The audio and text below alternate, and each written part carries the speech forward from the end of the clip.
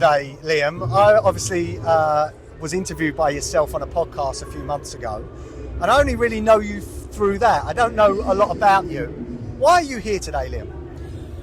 Thank you for having me on your show, and thank you for reversing the role. I'm here today to make sure that in years to come I can look back and think I was on the right side of history, and I didn't believe the lies and the nonsense from the mainstream media that are hell-bent on dividing us. You know, if you were to take the mainstream media's word for everything they said, you would think today is a disastrous gathering of horrendous people, and it simply isn't. If you go have a little mooch around in a minute, you will see all different colours and faiths and sexes. Yeah. There's only 2 of those, by the way. And everyone's having a nice time. There's no face masks, there's no animosity, there's no hostility in there. It's just people that are genuinely concerned for their children's future, their children's future. They don't like the way the country's going at the moment. They don't like Starmer's tyrannical stance, and I can't blame them. Now, I'm somewhere down the centre, which is why I was asked to host today's event, because I see things from both sides of the coin. And I can see that these group of patriots here are hugely misrepresented, and they're not being heard.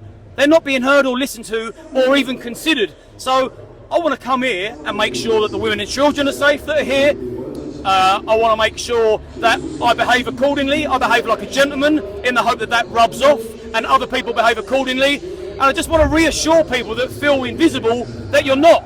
I see you and I'm with you. Yeah. And that's why I'm here. So obviously I speak out quite a lot against illegal immigration and mass immigration. Again, I speak to people of all colours and creeds and religions that are also scared about the future and what's happening.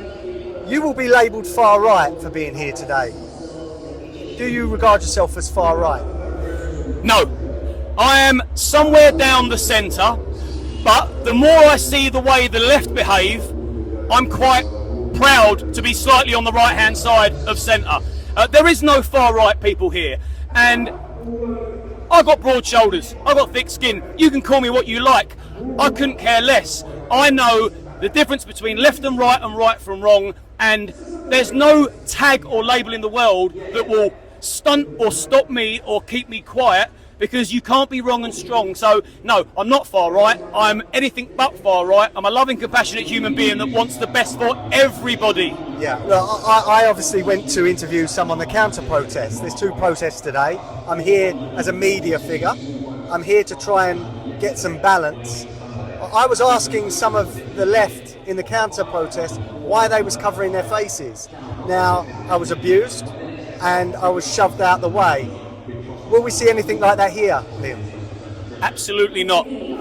I'm looking forward to you seeing the second half of this event, and it is an event. It's not a demonstration. This is a gathering, an event of harmonious individuals that just want to feel like they're part of something, because the media and the government, they're sort of sweeping these people aside. They're disregarding them. So today, no one has got anything to hide here. You don't need to hide your face.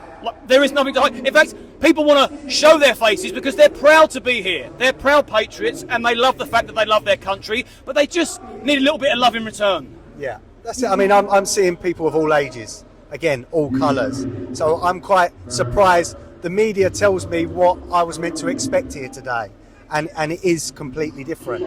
And again, I just hope that everyone behaves themselves. Like you said, the organisers are encouraging good behaviour. So, you know, let's see how it goes. And that's exactly right. All the organisers, all the back office, all the team, they cannot encourage good, decent, wholesome behaviour anymore. We couldn't be endorsing behaving accordingly anymore if we tried. And here's the thing. If I thought for 1 second, if I thought for a moment there'd be any kind of racist rhetoric or prejudice or bias, if I thought there's going to be anything unsavoury about today, I wouldn't be here. I wouldn't align myself with morons. Because if you are judging people by the colour of their skin, for example, it's the easy go-to for the left. Yeah. Well, you are a moron. I'm not a moron. So you're not going to find me in a group of people that share that sentiment. There's nothing to hide here. There's no animosity towards any other race whatsoever. They just want to be heard and appreciated in their own country and put first. And finally, obviously there was some interviews and comments from Starmer, Keir Starmer, our Prime Minister, on the big screen, and there was a lot of boos and a lot of jeering. I think he's angered a lot of people in this country, hasn't he? Keir Starmer has infuriated and provoked a lot of people into reacting. Well, we saw the riots recently.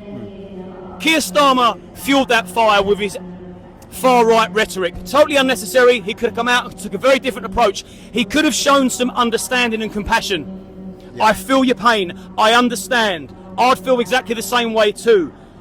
As soon as children start dying and the media start printing lies, people start thinking, why? Yet again, you're lying to the British public, and the British public aren't that silly. And Keir Starmer isn't getting a good reception from these people at all because he's disregarded them, he's forgotten them. He's actually done worse than that. Yeah. He's not just ignored them, he's branded them something that they're not, and that's what he wants to do. He doesn't want any resistance whatsoever. So if he starts tagging people in the mainstream media, people then start being fearful of speaking out or pushing back. And this is a very good example today that you can call people what you like, you can lie about them, you can tag them. It's not going to keep people quiet because people want change in the country. Yeah, well said. Okay. Liam Tufts, thank you very much. It's been a joy. Thank you, darling. It's nice to be interviewing you rather than the other way around.